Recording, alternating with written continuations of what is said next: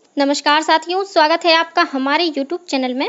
आप छत्तीसगढ़ की किस जगह से हमारे समाचार सुन रहे हैं, कृपया कमेंट बॉक्स में लिखकर हमें जरूर बताएं। साथ ही हमारे चैनल को सब्सक्राइब करना ना भूलें। रायपुर से प्रस्तुत हैं छत्तीसगढ़ के प्रादेशिक समाचारों के साथ मैं रजनी शुक्ला। पहले मुख्य समाचार। बस्तर क्षेत्र की माओवादी हिंसा से पीड़ित लोगों ने कल नई दिल्ली में राष्ट्रपति से की मुलाकात। राष्ट्रपति ने वामपंथी उग्रवादियों से हिंसा छोड़ने की अपील की। मुख्यमंत्री विष्णुदेव साय ने लोहारीडीह घटना की दंडाधिकारी जांच के दिए निर्देश। कबीरधाम जिले के कलेक्टर और पुलिस अधीक्षक को हटाया गया। जगदलपुर में पोस्ट ऑफिस पासपोर्ट सेवा केंद्र की हुई शुरुआत। और प्रदेश के विभिन्न जिला और व्यवहार न्यायालयों में कल राष्ट्रीय लोक अदालत का आयोजन किया गया। अब समाचार विस्तार से। छत्तीसगढ़ के बस्तर क्षेत्र में माओवादी हिंसा से पीड़ित लोगों ने कल नई दिल्ली में राष्ट्रपति द्रौपदी मुर्मू से मुलाकात की। राष्ट्रपति ने सोशल मीडिया पोस्ट में कहा कि किसी भी लक्ष्य को हासिल करने के लिए हिंसा का रास्ता अपनाना उचित नहीं है। हिंसा किसी भी समाज के लिए बहुत महंगी साबित होती है। राष्ट्रपति ने वामपंथी उग्रवादियों से हिंसा छोड़ने का आग्रह किया। उन्होंने कहा कि सरकार उनकी समस्याओं को हल करने का हर संभव प्रयास करेगी।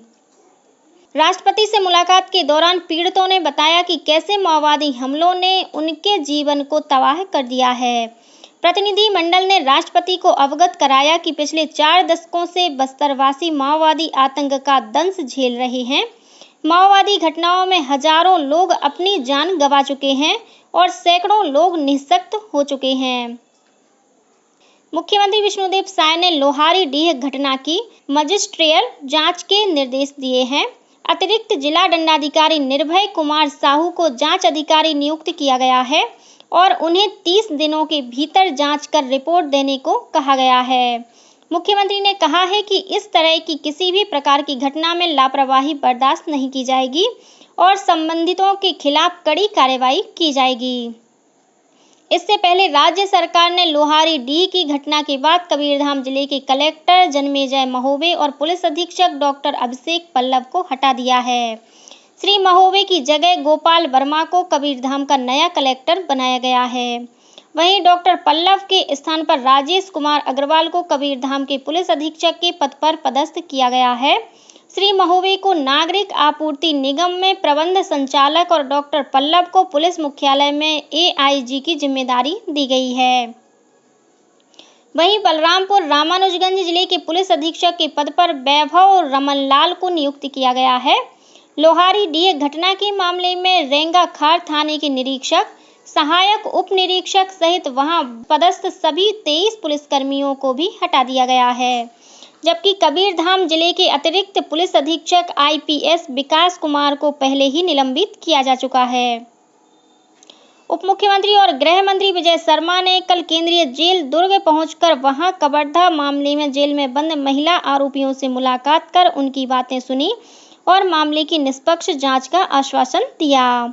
जेल का निरीक्षण करने के बाद श्री शर्मा ने पत्रकारों से चर्चा करते हुए कहा कि यह गंभीर मामला है और इस मामले में दोषी लोगों के खिलाफ कार्रवाई की जाएगी तथा निर्दोषों को रिहा किया जाएगा। प्रदेश में कानून व्यवस्था की स्थिति और कवर्धा में पुलिस हिरासत में एक युवक की मौत के विरोध में कल कांग्रेस द्वारा किए गए छत्तीसगढ़ बंद का आंशिक असर देखने को मिला। छत्तीसगढ़ चैम्बर ऑफ कॉमर्स ने इस बंद का समर्थन नहीं किया था। इस वजह से ज्यादातर शहरों में अधिकांश दुकानें खुली रहीं।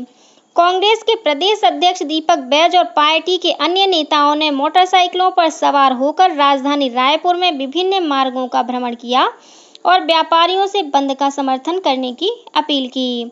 श्री बैज ने राज्य सरकार पर आरोप लगाया कि प्रदेश में कानून व्यवस्था की स्थिति बिगड़ती जा रही है और हत्या, अनाचार और डकैती जैसी आपराधिक घटनाएं लगातार बढ़ रही हैं। इन आपराधिक घटनाओं को रोकने में राज्य सरकार विफल रही है। केंद्र की नरेंद्र मोदी सरकार ने अपने ऐतिहासिक तीसरे कार्यकाल के 100 दिन पूरे कर लिए हैं। इस दौरान केंद्र सरकार ने मध्यम वर्ग, किसानों, महिलाओं और युवाओं पर ध्यान केंद्रित करते हुए 15 लाख करोड़ रुपए की परियोजनाएं शुरू की।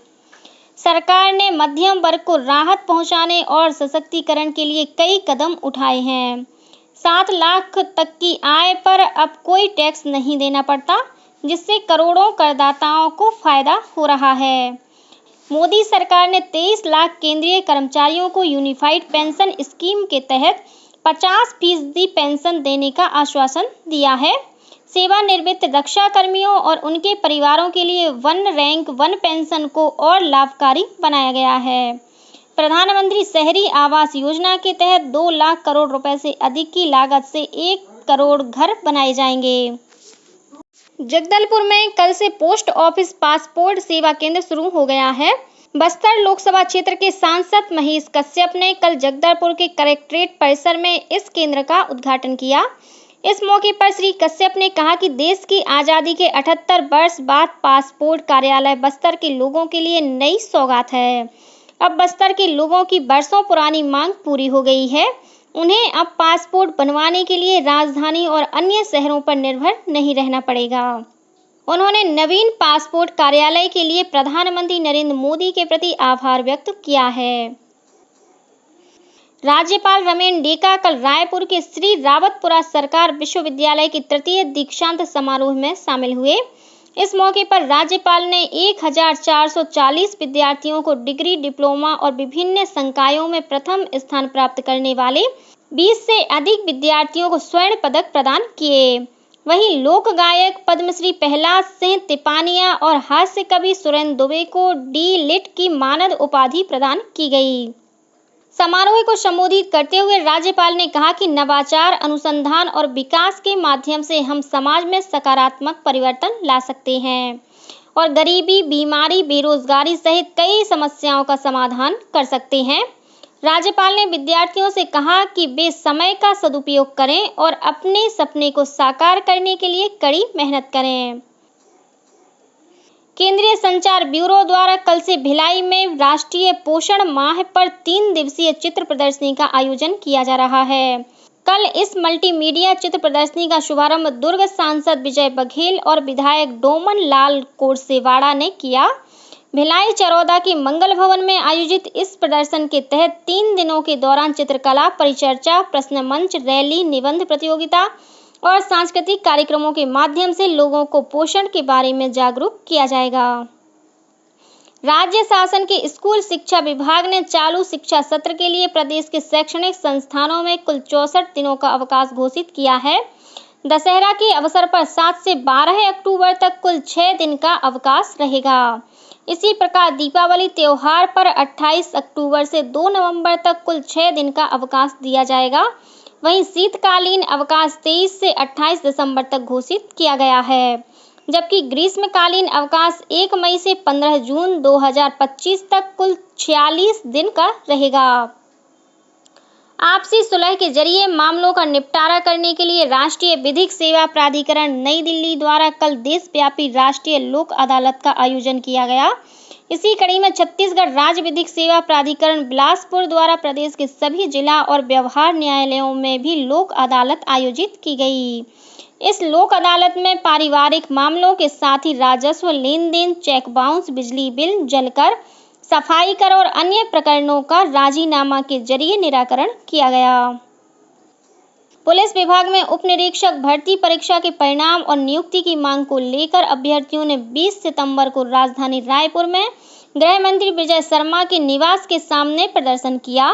देर रात गृह मंत्री ने प्रदर्शनकारी अभ्यर्थियों और उनके परिजनों से बात की।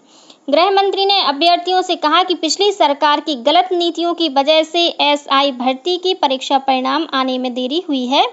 उन्होंने कहा कि राज्य सरकार भर्ती प्रक्रिया जल्द से जल्द पूरी करने का प्रयास कर रही है। केंद्रीय खेल और युवा कल्याण मंत्रालय के संयुक्त सचिव तथा आकांक्षी जिला प्रभारी अधिकारी डॉक्टर शोभित जैन ने 20 सितंबर को बस्तर जिले के आकांक्षी विकासखंड तोकापाल में स्कूल, आंगनवाड़ी और स्वास्थ्य केंद्र का निरीक्षण किया। इस दौरान उन्होंने शिक्षा, पोषण और स्वास्थ्य सेवाओं का जायजा लिया। उन्होंने आकांक्षी विकासखंड में विभिन्न नवाचार गतिविधियों का निरीक्षण कर नवाचार प्रयासों की सराहना की। डॉक्टर जैन ने मॉडल आंगनबाड़ी केंद्र कलेपाल में सुपोषण माह के तहत चल रहे पालक सत्र, गोद भराई और अन्य प्राशन कार्यक्रम का अवलोकन किया। और अब पेश है मौसम का हाल। प्रदेश में 48 घंटों के दौरान कुछ स्थानों पर हल्की से मध्यम वर्षा होने की संभावना है। वहीं 1-2 स्थानों पर गरज चमक के साथ आकाशीय बिजली गिरने की भी चेतावनी दी गई है। मौसम विभाग के मुताबिक कल 23 सितंबर से वर्षा की गतिविधि में वृद्धि हो सकती है। इस दौरान दक्षिण छत्तीसगढ़ में इसका असर रहेगा। और अब कुछ अन्य खबरें संक्षेप में। राज्य सरकार ने राज्य प्रशासनिक सेवा के 2022 बैच के 13 अधिकारियों के स्थानांतरण का आदेश जारी किया है। पंचायत एवं ग्रामीण विकास विभाग के राज्य ग्रामीण आजीविका मिशन में भर्ती के प्रस्ताव को वित्त विभाग ने मंजूरी प्रदान कर दी है, जिसमें राज्य स्तर के कुल 9 और जिला स्तरीय 228 पद शामिल हैं। राज्य स्तरीय पदों में सहायक राज्य कार्यक्रम प्रबंधक, वित्तीय प्रबंधक, सहायक राज्य कार्यक्रम प्रबंधक, फार्म आजीविका, प्रोग्रामर व लेखापाल के एक पद एवं भृत्य के 2 पदों पर भर्ती की स्वीकृति दी गई है। संस्कृति विभाग द्वारा राज्य और राष्ट्रीय सम्मान 2024 के लिए आवेदन आमंत्रित किए गए हैं। चयनित पात्र को राज्य अलंकरण समारोह के अवसर पर राज्य अलंकरण सम्मान से विभूषित किया जाएगा। गौरतलब है कि संस्कृति विभाग द्वारा 11 राज्य स्तरीय सम्मान और 1 राष्ट्रीय सम्मान प्रदान किया जाता है। विकासखंड स्तरीय आयुष स्वास्थ्य शिविर का आयोजन कल 23 सितंबर को विकासखंड मैनपुर के दुर्गा मंदिर बस स्टैंड मैनपुर में आयोजित किया जाएगा और राष्ट्रीय पुलिस अकादमी हैदराबाद में आयोजित पासिंग आउट परेड में दुर्ग रेंज के पुलिस महानिरीक्षक राम गोपाल गर्ग को केंद्रीय गृह राज्य मंत्री ने प्रधानमंत्री सिल्वर कप ट्रॉफी से सम्मानित किया। श्री गर्ग ने केस स्टडी प्रतियोगिता में प्रथम स्थान प्राप्त किया है। इसी के साथ छत्तीसगढ़ के समाचारों का ये बुलेटिन समाप्त हुआ। नमस्कार।